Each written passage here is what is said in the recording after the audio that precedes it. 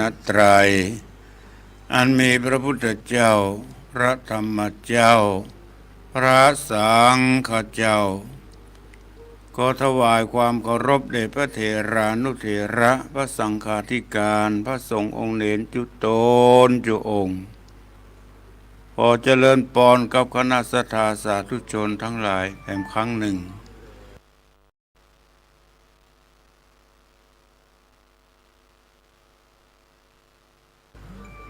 ซึ่งเจ้านี้เป็นช่วงที่สองที่ได้มาพบมาปะกันในรายการมรดกธรรมกำเมืองวันนี้2569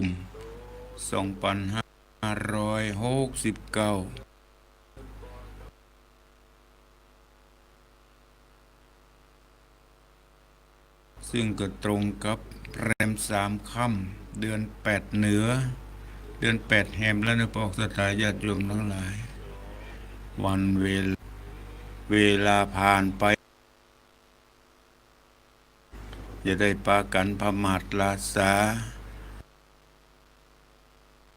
รีบทำสร้างคุณงามความดีไว้ขณะที่กึดได้อย่าได้ประมาทชีวิตเราแขวนอยู่บนเส้นได้เปรียบไว้นั้น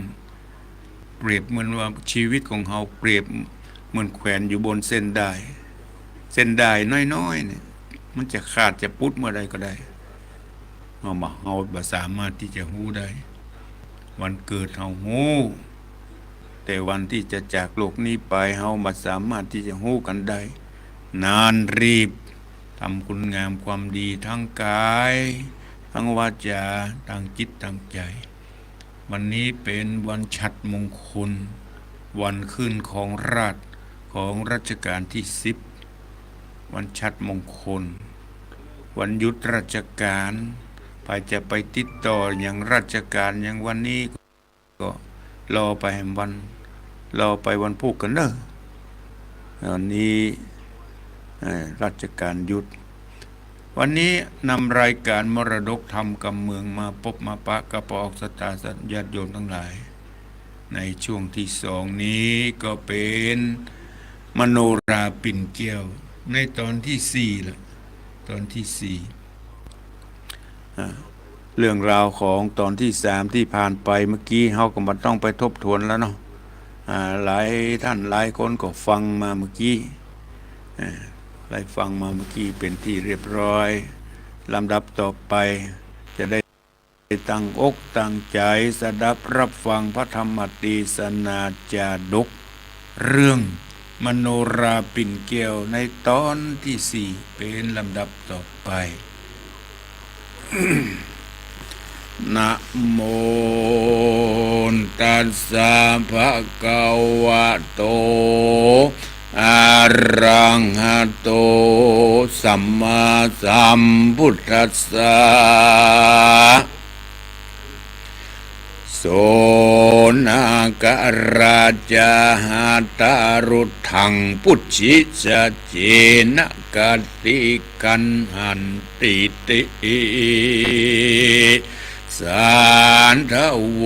ดุราสาปุริสะทั้งหลายตั้งยิ่งใจมวลหมู่อันเข้ามาตั้งอกตั้งใจฟังธรรม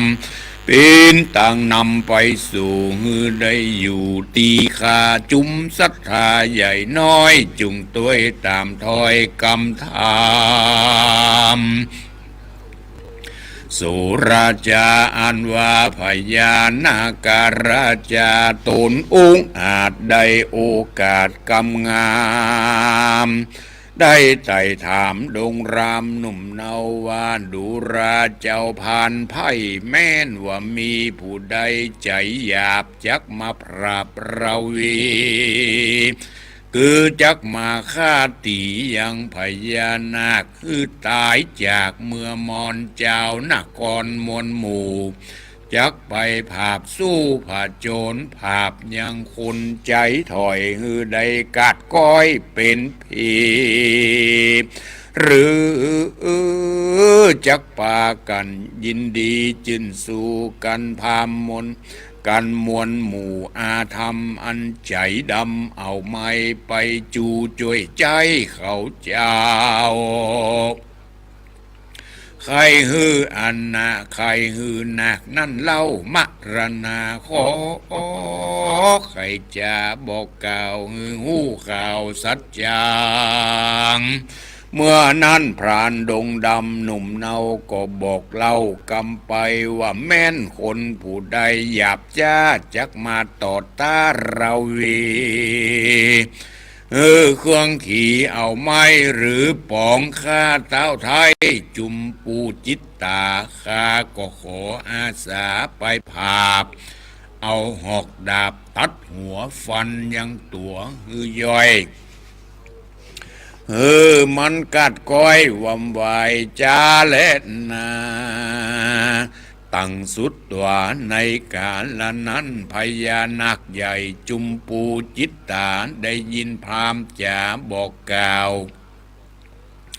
ได้หูข่าวเป็นหมายว่ามีสัจจะหลายบ่น้อยจริงกล่าวถ้อยกำงามถามผ่านดงรามหาวหาดว่ากาโอกาสตันว่ากรรมโอกาสตันนั้นมีเตียงมั่นสัจจริงบ่ต้วงบ่ติ่งแผดเปลี่ยนหรือต้วงดินไปมาอันจะลือเมื่อนั้นพรามหนุ่มเล่าดงนาก็ไขขี้ยาตอบถอยว่าตัวข้าน้อยผ่านไพรจากจะได้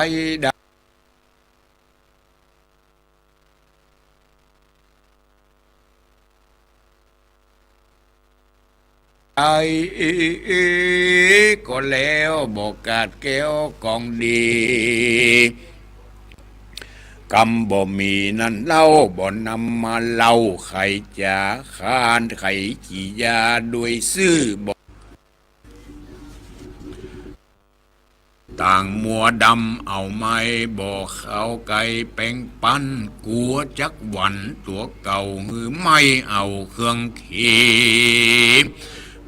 ผ่านดงรีห้าวหาดก็ได้โอกาสขี่ยาบอกเกณฑ์นากราชาได้หู้แจ้งไข้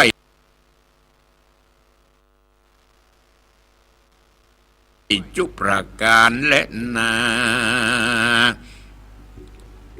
เมื่อนั้นพญานาคจุมปูจิตตาฟังพรานดงนาบอกกล่าวใจจื่นยาวเจยบานด้วยเหตุว่าพระ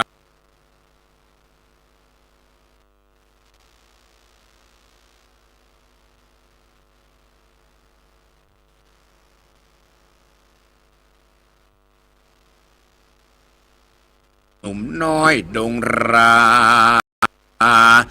ว่าดูราพานดงนาเ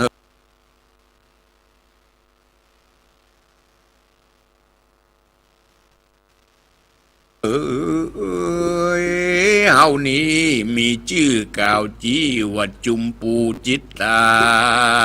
เจ้านี้ได้รักษาเราไว้บ่เอาไม่วำวายบ่ได้ตายมวยม้างกุนตันมากกวางนาเอาไทยแห่งเมืองปัญจลนครดันดงดอนบายแนมหมายป่องฆ่าตัวเรานี่แนมไม่มาดบ่เว้นขาดคืนวานผ่านดงตันเอาหาดก็ถามตาวราชนากราชาว่าจากปีนื้อข้านี่นาปราบกินขนาบฉันได้ขอเร็วไว้บอกกล่าวหูข่าวตามมีเด็ดเด้อเมื่อนั้นเต้าปุรีนางกราชก็โอกาสปันหมายว่าดูราตันสหายแห่งข้าตันจุงไปอยู่คุ้มยาลีซ่อนเมื่อหันพามซ่อนมานี้จักเอา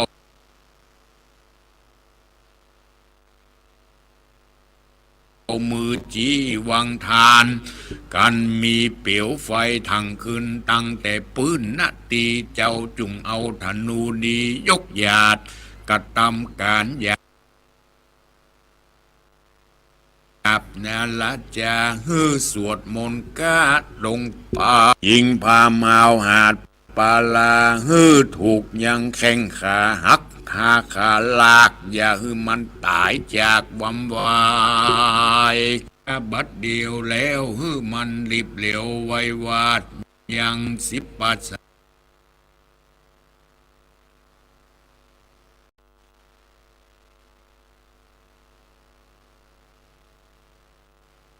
อาจกถากันมันนำหนากาแก้แล้วนำจักไรรีบกากาดแก้วปิกไปสู่ยังที่อยู่เมืองตนส่วนพานไพศาลบอดจารีบบ่ายหน้าปิกขึ้นสู่ยังที่อยู่เฟยหนาเปื่อต่างดาท่าพอผู้จักมาก่อกวนขวีกระทำบอดีกายาบอสุภาพตามรายดังคำหมายบอกเราอันใจผู้เท่าไขจานั้นแลนาตัดสมิงคันเนในขณะนั้นก็มีพามเท่าบาปใบถือดอกไม้มาสู่ในที่อยู่วังทานแล้วกระทำการจ้าถอยเอาดอกซ้อยจอมจานใส่เหนือขันวางไว้แล้วน้อมไว้ปูจาแล้วกว่าสวดคาถากายาบอันมนเนินจ้ายาวนานน้ำวังทานใหญ่กว้างก็ได้ปั่นกว้างปันเดียวน้ำเป็นเปียวปุ่งขึ้นตั้งแต่ปืนถึงบนพามไพศาลสะดุ้งสติฟุ้งเววาแล้วใครจะโอกาสว่าโอ้ยหนอสั่งประหลาดมากลำมันเยอะหืนน้ำวำบนเกิดเป็นปนปุ่นปีดังอีบอกเกยหาดอาศจาแต่ใส่กันตั้งสติได้บทจาก็รีบคว้าเอาธนูแล้วกึดใจดูกันนิ่งเล่าถึงเต้าเจ้านางกะราชาอันได้จากะไว้ว่าแม่นไผมาใกล้น้ำนาตีแยะบดีหยาบจ้าจุงเอาธนูก้ากุนใหญ่ยิงเข้าใส่บัดเดียวผ่านดงเขียวกุดแล้วก็รีบเอาธนูแก้วยิงไปลูกธนูงามไววาดไปด้วยอากาศเวหาถูกกลางเขาถูกกลางขาพามเท่าพามเจ็บปวดเล่าเหลือลายดังจักตายมวยม้างร้องก้องป่าดงพายหกเล่นไ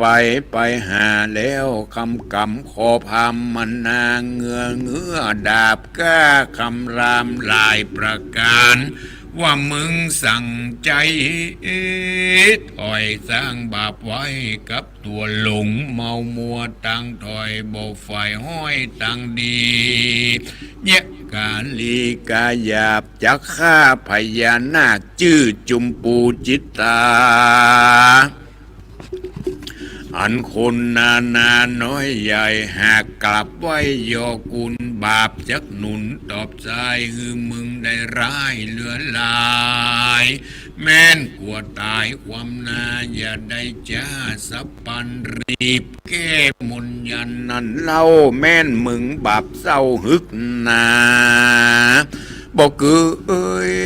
แก้มนยาถอยไล่ดาบนิสัยเทียนกาจักบันฆ่ามึงตาย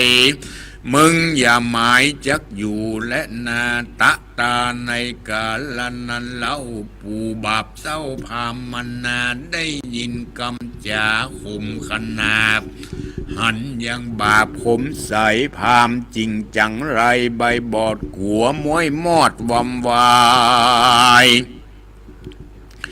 ตัวสันละสายตาถาเพื่อจนปอยย้อยอาบตั้งตัวยกมือใส่หัวดังเการีบบอกเล่าบทจ้าว่าขออย่าได้ฆ่าตนจังตนจังจักรีบแก้มนนั้นออกปิกกาเปิด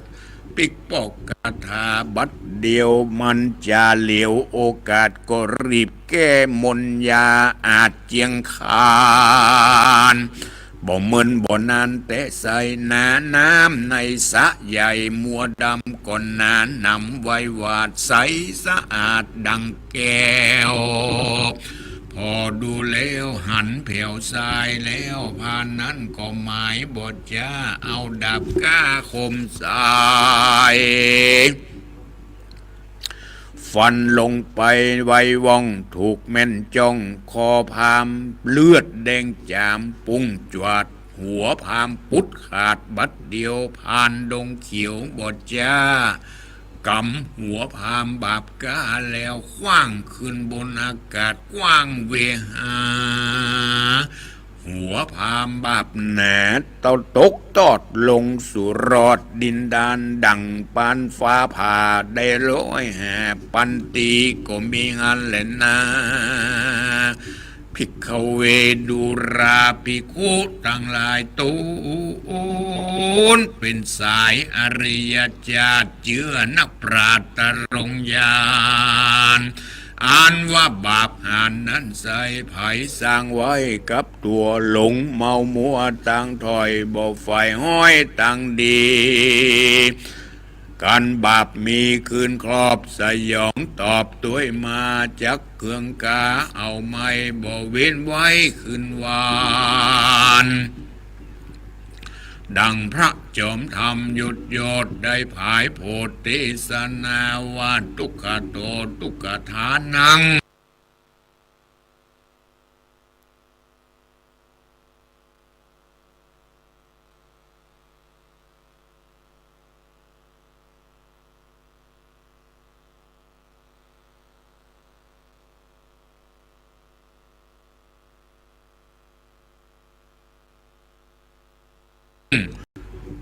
แปลกล่าวจี้เป็นไทยว่าคนผู้ใดน้อยใหญ่ฮือตุกไว้ทาเราจี้ใครมาคนผู้ใดนาฮือตุกทาร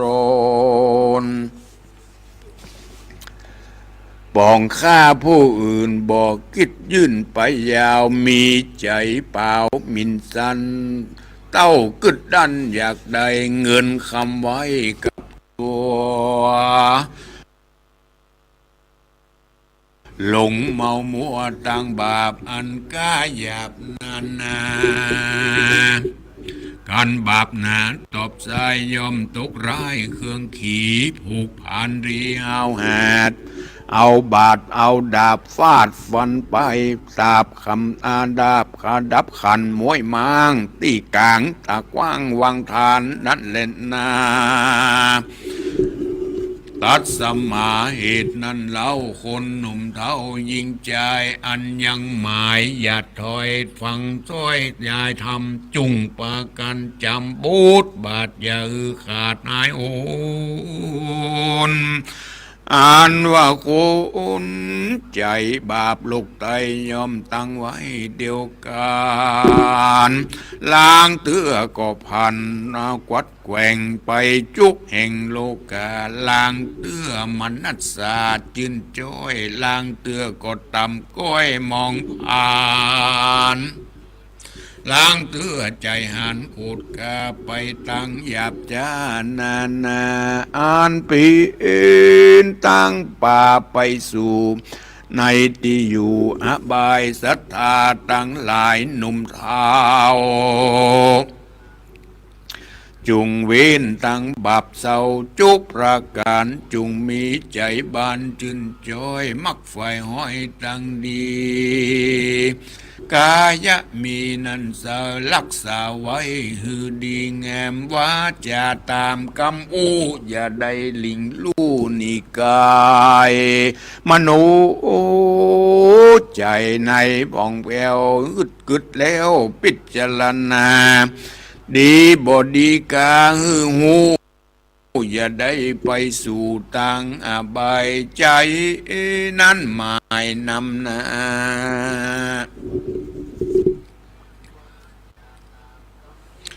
กายเป็นขาดนิลีคือมีสิ่งดีไว้มันอย่าได้ไหวหวันอันใด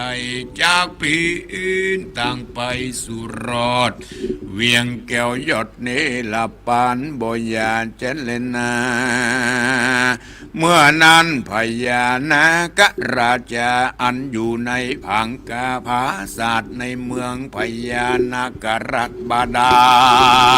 ลกันว่าพรามใจมานมวลมากดา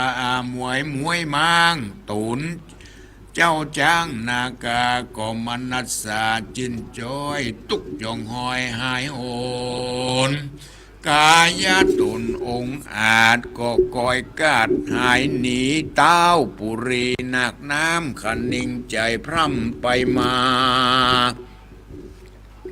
ว่าพรานผู้นี้นาหนุ่มเนามีกุลต่อเราแต่เล่าเหลือหลายกวนจักหมายช่วยกรรมแต่นกุลพร่ำยาวไปเต้าห่อใจกึดแล้วก็มีใจผ่องแผ้วยินดีก็ออกจากปุรีที่อยู่โพธมาสู่เมืองคนรอดภายสนหนุ่มเนาแล้วบอกเราจะขายเรามีใจจมจืนปีติตื่นยินดีเพราะเราไรตีล่วงแล้วน้ำในเวียงแก้วอุ่นเป็นมุกมุ่นตายบัดนี้นะน้ำกายสะอาดใสวาวาดเหมือนดังแก้วพอดูแล้วเจยบานแต่นาเมื่อนั้นพามดงดานนาวหาดก็โอกาสกำไปว่ากรรมอันใดนั้นเล่าที่ท่านเจ้าใครจะบัดนี้นาเมียนควายเหตุพามปาไปเมื่อมอนการผ่านดงดอนกล่าวแล้วเต้าตนแก้วบาดาลก็ไขโอกาสบอกพามหาวหาดดงเรว่าเรานี้ยินดีแต่ใส่อันใดช่วยชีวิตเราไว้ยาวไปดูราพานไพรกุลใหญ่จุงหูควายตามมีว่าเรานี้อยู่ปุรีเมืองต่ำบรรณาเป็นบาดาลน้ำไตเรามีใจบานหลายแหล่ที่ได้แผ่เมตตาเราราปุ้นจากต่างกลาภาควำวายเรามีใจภายบทสาวจักป่าเจ้าไปสู่ในที่อยู่ราชธานีกันเต้าปุรียศอาจกล่าวเสียงขาดสุดกรรมก็ป่าผ่านดงดำบ่ายนาลงดันกว่าวังทานบ่ปอนานเนินจ้าก็พูดไปกว่าเมืองตนผ่านไพศาลป่าไม้ไปสู่ในแก้วกูศาลาก็มีอันแลนาการพรานไปรอดเวียงแก้วยอดเมืองบาดาลเนื้อตัวพานหนุ่มเนาตั้งเสื้อผ้าจุอันก็ผายผ่านกายเกิดเป็นของติบเลิศบัดเดียวผ่านดงเขียวน้อยนาดยินประหลาดเหลือใจว่าพีนฉันใดดังอีตัวคานี้พองผัวผ่างามเลิศลัวเจียงคันอันว่าเมืองบาดาลนี่ใจ งามเสียงควายจุอันดูหอจันภาษาใสวาวาดต่อตาพ่อเจ้าปัจจาใหญ่น้อยนาจินจ้อยเจยบานสุขสำราญควายห้องพับเตะต้องราชทาน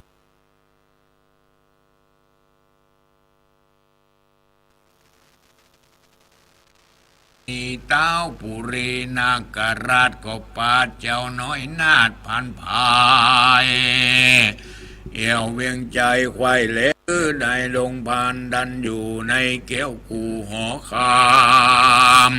ของกินลำหลายสิ่งละซายิ่งหลายอันนำมายืนมาปั่นตอนเจ้าน้อยอ่อนดงนาฮือนากากัญญาหนุ่มนาวงามบ่เศร้าหลายหลากมาอุปถากด้วยใจป่าใดเจยบานสุขสำราญคำเจ้าบท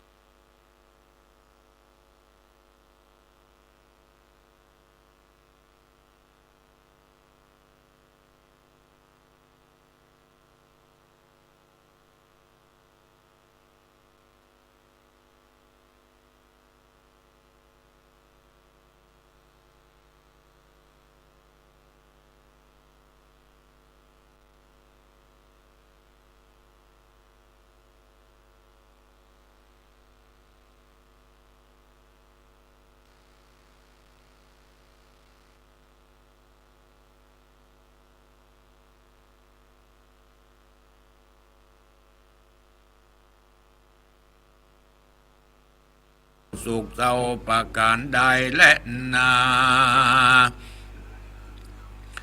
การทวนจิตควาย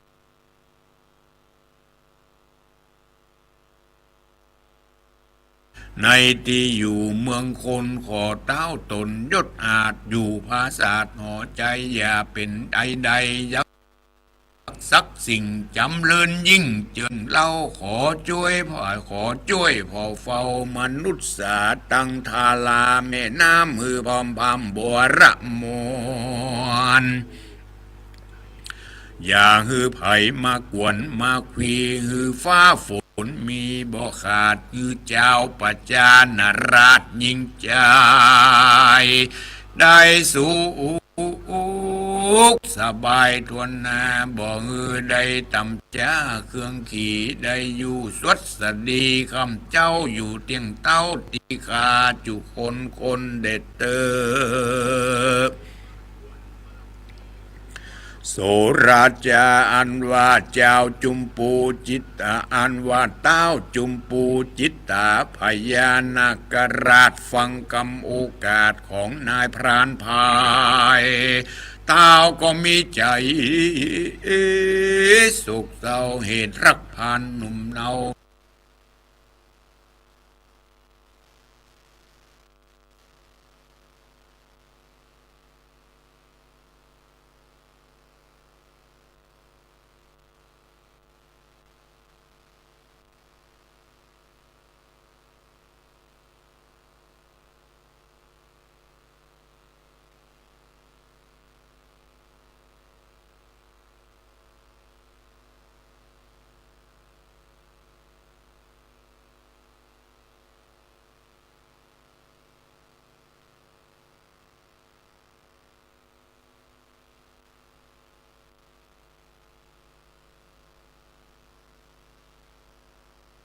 เกี่ยวก็ใส่มุกกมัดวันนาอัดตอตาซอยคำคาหลายแหล่ยืนตอนแผ่ยอปั่นปีนรางวัลมักเต้าหรือปูจากุลเจ้าของนายพานพายเต้าหัวใจนากราชยังได้โอกาสขี่ยาจึงผ่านดงหนาหนุ่มเนาว่าแม่นตัวเจ้าไม่มาตุกต้องปาดเครื่องขี่หรืออยากได้ของดีนั่นใจเจ้าจุงได้มาสู่ยังที่อยู่สละนี้เอามือจี้ลงไปกึดใจพัมไปหายังตนเรารานี่เล่าแล้ววนไว้อยู่เฝ้ายาวไป บ่เมินบ่นานเต้าใดหลายหลากจักมีพญานาคมาอยู่ปัดตูจักป่าเจ้าไปจูบ่จ้าที่เจ้าฟ้าปุรีกันนาคากันนักนาคานาคีกล่าวแล้วก็ปาสหายแก้วผ่านภัยจากเวียงใจไปแน่ดันทำกว่าลงน้ำไปอืดใจพั่มเป็นหมายก็ผ่านภายโบดพดออกไปสู่ไปนอกเมืองโคนรอดภัยสนปากกวางตีจิมข้างวังทานเต้าบาดาลนักกราชโอกาสไข่จ้าก็ยกมือขวาสุดศอกแล้วจี้ออกต่างว่าต่างดงขวาง2 เซนหนึ่งหลีกเว้นเสียไก่ฮือเตียวไปสื่อนาอย่าแวะกว่าไปใดจากรอดวิ่งใจดาวเขตพับดอนเอ็ดอุตรนครต้าวภูทรนาคราชก็ได้โอกาสไขปันบอกนายพันเมียนแล้วก็รีบกาดแก้วปิกขึ้นสู่ในที่อยู่แห่งตนก็มีโดยว่าการดังกล่าวมานิเลนะนิติตังขียาสังวันนาวิเศษจะห้องเหตุยังมโนราปิ่นแก้วผูกตวนสี่ก็บังโคมสมฤทธิ์เดชพระธรรมเทศนาจะดุกเรื่องมโนราปิ่นแก้วตอนที่4ก็จบลงเพียงแค่นี้พวกสตาญาติโยมทั้งหลายที่จบลงไปก็พอจะสรุปใจความโดยย่อๆหลังจากที่นายพรานได้ฆ่าได้ปราบ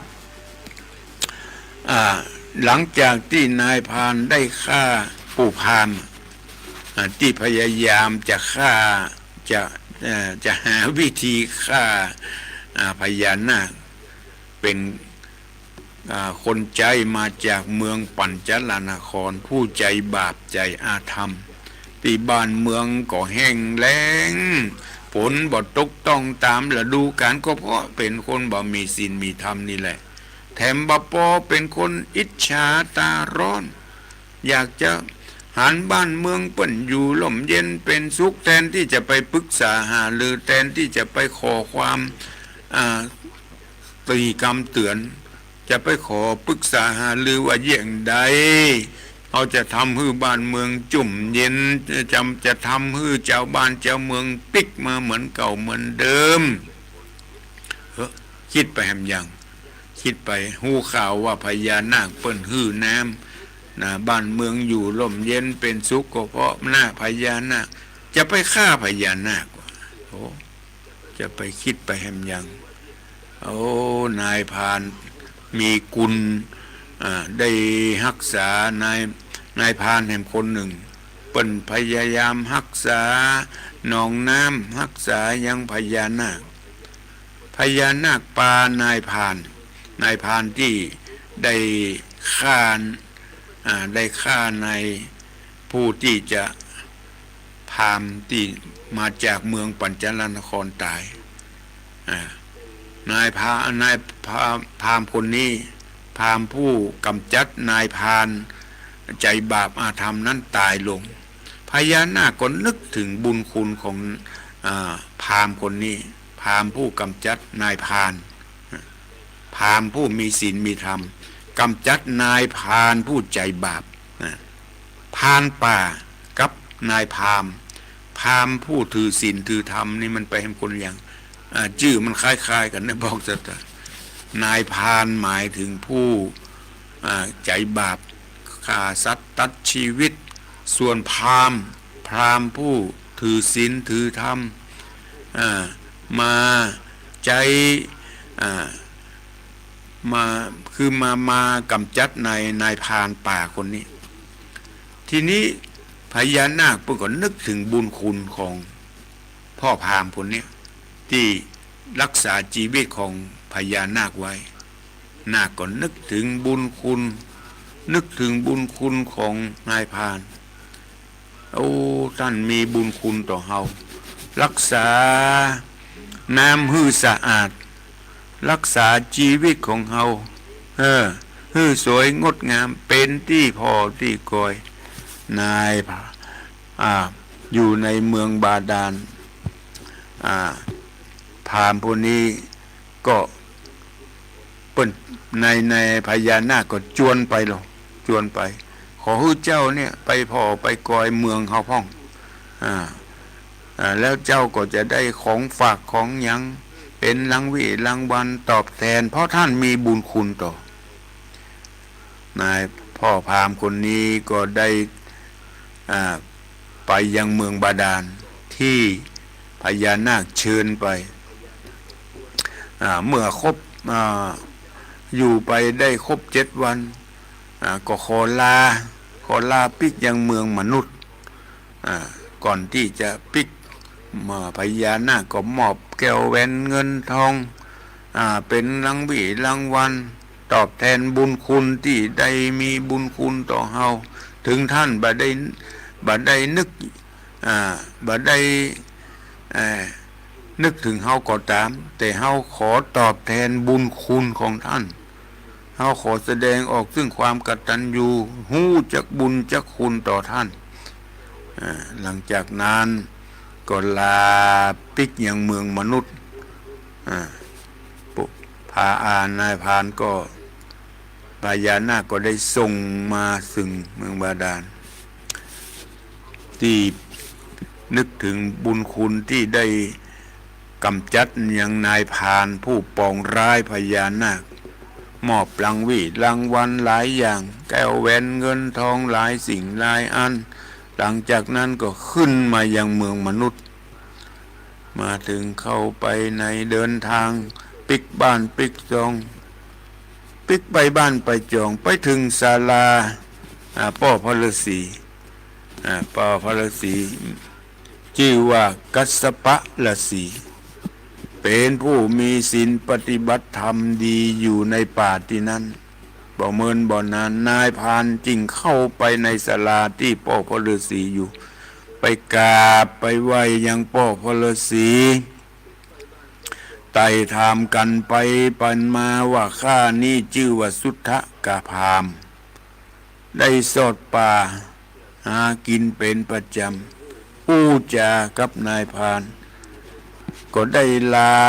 เดินทางไปจากหลายตั้งไปจนไปถึงยังเมืองไกรราชคีรีที่มีพญาเจ้าเมืองชื่อว่าท้าวไทยอุปราชา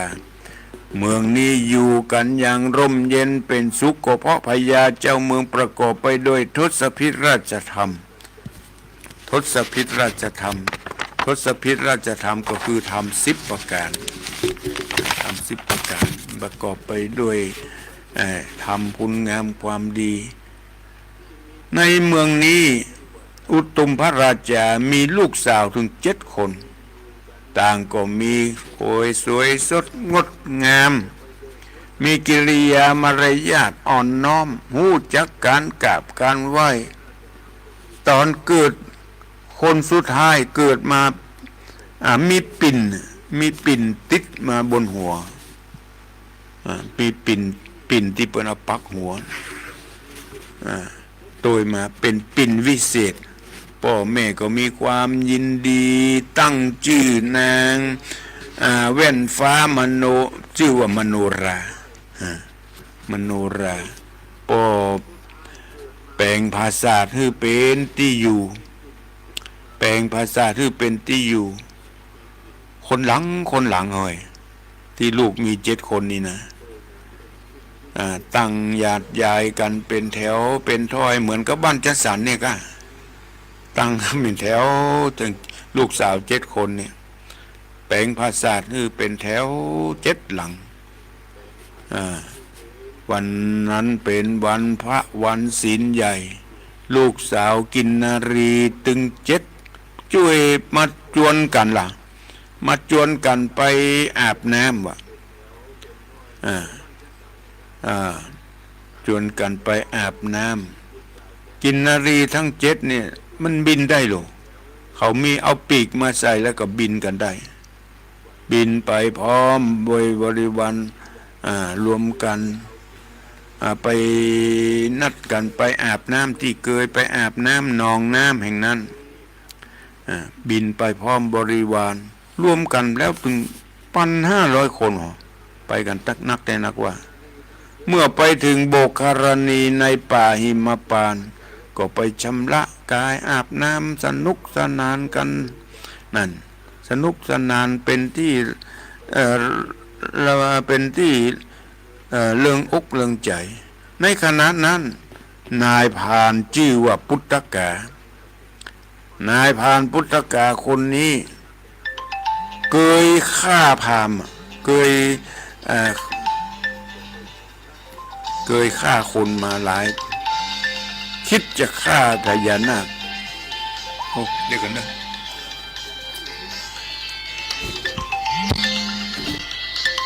ฮัลโหลไปจ้าพระคุณเจ้านี่ไผนี่ไม่เรียนเรียนต่อโอ้ไม่เลือนเส้นต่อกะเจ้าสังฟังชัดเจนดีเนาะขอบคุณไม่เลือนเนอะบุญรักษาดีแล้วเจ้าเจริญปอนนายพรานคนนี้จะคิดอย่างใดนายพรานคนนี้จะคิดอย่างใดที่ไปปะใส่นางกินนารีกำลังอาบน้ำอยู่เนี่ย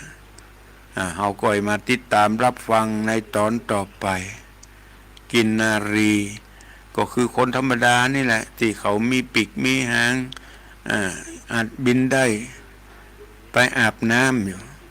นายพรานคนนี้ใจบาปอาธรรมต้องคิดร้ายต่อกินนารีทั้งหลายทั้งปวงเรื่องราวจะเป็นอย่างไรก็ติดตามรับฟังในตอนต่อไปในตอนนี้ใครที่จะโทรมามาจ๋า0812898992เมื่อวานนี้ได้ไปแอวหาพ่อสุทนที่เมืองลีบ้านแม่จองใต้มันแม่จองใต้เปิ้นพิการมาแล้วได้17 ปีพ่อสุทนที่จังโทรมาบ่อยอยู่แม่จองลีได้ไปเยี่ยมไปใจหาเจริญปอนเจ้าวิชาจ้าพระครูต้องชัดเจนดีเนาะไม่หลวงเนาะแต่ท้ายนี่ก็ดีเนาะดีเจ้าขอบคุณเนอะไม่หลวงเนอะปกติ5มันแล้วเด้อดีแล้วขอบคุณเนอะคุณกำลังจะพระครูและสัตว์ตาเจ้าเจริญปอนไปจากครับอยู่มันใกล้กันเนี่ยเนาะคือนายพรานกับพามกับพานเนี่ยพานก็เมื่อคนสัตว์หาสัตว์พามก็คือผู้ปฏิบัติธรรมอยู่ใกล้เคียงเหรอเนาะว่าก็จับยากครับอุบลธรรมฟังเทศน์ดีหลับไม่ใช่เหรอเนาะยิ่งดีหลับไม่ใช่เหรอเนาะซับซ้อนหน่อยก็ก้อยอู้ขอบคุณพ่อบุญธรรมเนอะครับผมไปจากครับโทรมาจากเบียงป่าเป้าเจริญปอนจากไปสาเจ้าตะลุงโอ้แม่สีทอนเบียงแม่คองไปตั้งแต่แรกมาแล้วตะลุงโอ้ฟังตั้งแต่พวกที่3มาแล้วเนาะเจ้าวันนี้มาแตนเปิ้นกระทันหันก็เลยมั่วเอาอย่างมาเลยทำ2 ต่อ 2พวกไปเลย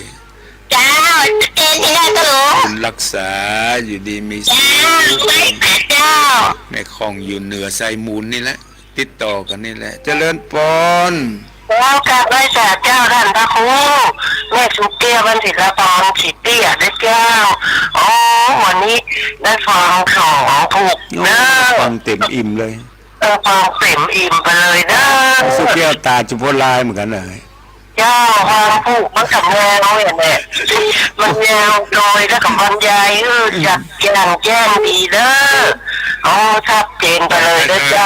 ตอนนั้นตาจุพลายลายมันได้2 ชั่วโมงเนาะ ขอบคุณ อายุเอามันก็อายุของเรามันเหมือนใจหนุ่มแล้วเลย นั่นแหละเนาะ เจ้ามันฟังกันนักกันหลายเด้อเจ้ากันตะกู ขอบคุณ เอาฟังสองผูกประเด็นนี้ถูกเกินสี่แล้วเนาะ บุญรักษา เจ้ากลับไปจ่าแล้วกันตะกูจัดตู้เจ้า เจริญพร เจ้าภาษาเจ้ากันตะกูเจ้า พี่สมแม่ เจ้า พี่สมัยเนาะ เจ้าได้ฟังสองผูกเต็มเลย อ๋อ วันนี้มีบุญ บุญ แท้ รั ๆได้ ก ฟั ษาง เจ้าอนุโมทนาบุญได้แน่ บุญ จ้า รักษาแม่พี่ส สา มั ธุ ย จ้า โทรมาจากลำปาง เมื่อวานนี้ได้ไปส่งเคราะห์แก่เด็กๆละอ่อน ที่น้ำบ่อน้อยน้ำบ่อน้อยอำเภอลีน้ำบ่อน้อยอำเภอลีนี่นะบ้านเพิ่นมีในหมู่บ้านน้ำบ่อน้อยนี่มีประมาณ50กว่าหลังคาเพิ่นบ่มีไฟใจเพิ่นบ่ใจไฟฟ้าเด้อนะบ้านนี่มุงจากมุงใบตองอยู่กันแบบมัธยัสถ์แบบธรรมชาติที่น้ำบ่อน้อยนี่นะมีละอ่อนประมาณ40-50 คนชาติแต่เพิ่นกินเจนะกินเจน้ำบ่อน้อยที่เฮาได้ยินว่าน้ำบ่อน้อยมีน้ำบ่อนี่มีหูประมาณ4-5 นิ้วนี่นะมันน้ำป่าแห้งมันเป็นคล้ายๆเป็นทานเป็นศิลาแรงเป็นศิลาแรงมีหูลงไปเอาน้ำบวยมาตักกินเท่าใดมันก็จึงมาแห้งมันก็ออกมาติดน้ำบ่อน้อยเจริญปอน ภาษาเจ้าให้พระพุทธเจ้า โทรมาจากไหน มาจากข้าหลวงพระธาตุมรณชันสุรีนะเจ้าจากที่ประจานเมื่อพระเจ้า ดีฟังชัดเจนเนาะ พระเจดีย์เจ้าแล้วประเทศประการสันนากันหลายเด้อท่านพระพุทธ เจ้า สนใจทำเมืองกันพ้องเนาะ เจ้าต้นบอกว่าต้นแบบโง่ก็ได้ เริ่มเป็นหยังเป็นตัวแทนโทรมาเนาะ เจ้าทางกำลังใจเด้อท่านพระพุทธ ขอบคุณ สา เด้อ ธุเจ้า รักษาอยู่ดีมีสุข สาธุเจ้า แม่ไข่แก้วบวกก5โทรมาจากนครเจดีย์บ้านน้ำบ่อน้อยนี่นะเป็นที่หน้าพอหน้ากอยเหมือนกันเป็นธรรมชาติได้ไปแจกของนำของไปถึงน้ำถุงยังชีพไป80 กว่า80 กว่าแล้วก็มาแว่ที่บ้านก็สุพรอยู่บ้านแม่เจ้าใต้ตำบลศรีวิชัยต้องย้อนมาใกล้ๆกับบ้านแม่กอกเจริญปอน เจ้ากับไวสาเจ้าหลวงปู่ เดี๋ยวนี้เพิ่นเปิดอยู่กับแม่จงดี อันนี้ฟังจากมือถือเจ้า จากแม่ถือแม่จงดี เพราะ อยู่ ว่า ขวา สถานีจะตักไปตั้งแต่6 โมงถึง7 โมง อ๋อแม่จงดีฟังอยู่ที่โทรศัพท์เนาะ จำที่โทรศัพท์7014ชัดเจนนะเจ้า โอ้ชัดเจนทันส มัน มั ก็ ย เพี้ยนไปพ่องแล้วหลวงปู่นะ นะกะ ทานกับทาน อืม เจ้า ขอบคุณ อันนี้กินข้าวอิ่มเลยหลวงปู่ นะกะ ได้ฟังส่งตอนรวด โอ้ดีใจเนอะได้กินข้าวอิ่มผมดีเนอะ เจ้า ขอบคุณแม่จงดี แล้วก็ขออนุโมทนากับหลวงปู่เนอที่ไปการต่อหมู่บ้านที่เปิ่นมีไฟใจนะ บ้านโปรด เมื่อวานนี้ บ้านน้ำโบน้อย น้ำบ่อน้อย มีประชากรอยู่50 กว่าหลังคา เพิ่น อยู่ บอก ทางไรอะเจ้า อยู่ที่อำเภอลีที่ใกล้ๆกับวัดครูบาอุบาอินทร ใช่ลีปุ่นครูบาวง อ๋อโอ้อยู่ใกล้ปุ้นกา เป็นใกล้ๆกับวัดน่ะวัดครูบาวงฮะนะ อ๋ออุบาวง เป็นชนเผ่าหนึ่ง อ๋อ เป็นอยู่ แล้ว แบบ เปิ่นใจโซลาร์เซลล์แต่ก่อน ใช้โซ นี้ ลาร์เซลล์อยู่ห้อง บางคนกดใช้บางคนก็บัดใช้อยู่กันแบบธรรมชาติ มืดเป็นบ้านจุ่มเมืองเย็น เฮาไปส่งเคราะห์แก่คนป่วยติดเตียงก็ขึ้นไปก็มืดนะมืดในห้องในบนเรือนก็มืดถ่ายรูปก็บ่ค่อยชัด เพราะว่ามันมืดบ้านเปิ้นมุงคามุงจากมุงเนี่ยครับ อ๋อ ละอ่อนนักละอ่อนประมาณ40-50 คน เอาขนมไปเก็บขนมไปเก็บ ปล่อยหมดละอ่อนพิการก็มีคนพิการคนนอนติดเตียงก็หลายคน ก็เลยไปส่ง เอา วันนี้ มันน่าจะเอาชมรมต่างๆไป ลองไปแอวเนอะเดี๋ยวบ้านน้ำบ่อน้อยเนอะน้ำบ่อนั้นน้ำบ่อนั้นคงจะเป็นน้ำบ่อศักดิ์สิทธิ์อะกว้างประมาณสัก4-5 นิ้วนี่นะมอกน้ำโบยลงไปได้เนี่ย แต่มันบ่แห้งนะตักเท่าใดก็จึมมาติ๊กมันเป็นทานมันเป็นศิลาแรงอ่ะศิลาแรงมันพดน้ำบ่อน้อยขอบคุณแม่จงดีเนอะ หลวงปู่ไปมาเอิญของจะได้มาด้วย ก็มามีโอกาส ไปจะเอาชมรมธรรมะต่างๆ ไป ไป แอวเนอะไปแอวลู เรา กไป ไม่ได้สนใจเลย ลูก เนาะ ไปแอววัดครูบาวงอยู่ใกล้ๆฮะนะ อ๋อ บุญรักษาแม่จงดีเนอะ เจ้ากับนมัสการเจ้า มันเว ค่ะ ลาหมดพอดี ขอบคุณเจริญปอน เจ้า อาตมาได้ใจเวลามาพอสมควรแล้วเนอะจะขอนำรายการมรดกธรรมกำเมืองปิกไปก่อนก้อยป้ากันในโอกาสหน้า ขออำนวยอวยพรให้กระปอกสถาญาติโยมทุกท่านจงได้อยู่ร่มเย็นเป็นสุข ในพระบวรพุทธศาสนา จงมีอายุวันนะสุขะพละเหมือนกันจุโกจุโคนอายุวันโนสุขังพละ